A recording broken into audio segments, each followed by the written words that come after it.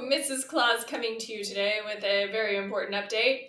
If you know me well, you know that I do Happy Wrong Holiday. So, Merry Christmas for Easter.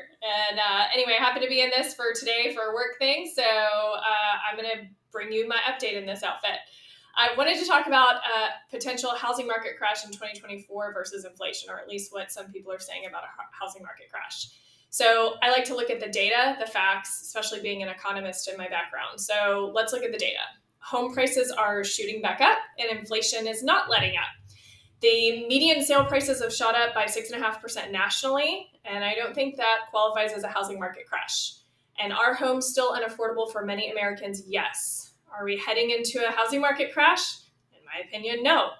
So many people have been saying this for about 3 years, and it hasn't happened, right? I get it. Housing is expensive and we want to see relief, but it's just not happening. If you look at the Federal Reserve's press conference, Powell basically said he believes they can bring inflation down to the 2% target, even if housing doesn't come down. So if you read between the lines there, what does it sound like he's saying? Well, that home prices could be the norm, what they currently are, or going up, right? So what does the Federal Reserve plan on doing here? Well, they're going to cut rates, but remember, they're likely going to be adding buying pressure by cutting rates, and adding buying pressure increases home prices even more. They also plan to switch to money printing again, which is going to hurt inflation.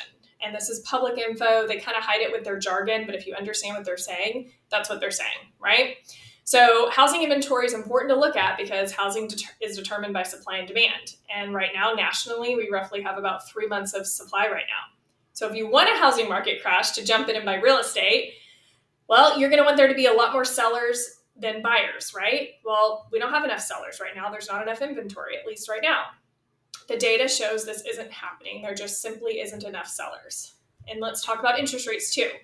The 30-year conventional fixed is around 7% right now. In April, it will likely stay the same. May, most likely the same. The Fed is likely to cut rates in June or July, maybe even as late as September. If I had to bet on it, I would say probably July. The timing makes sense.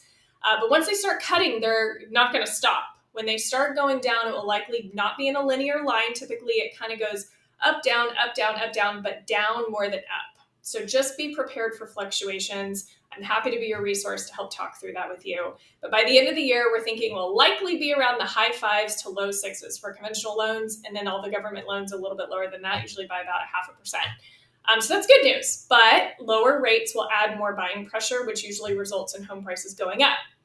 And 1 of every 4 homes right now nationally are selling above the list price.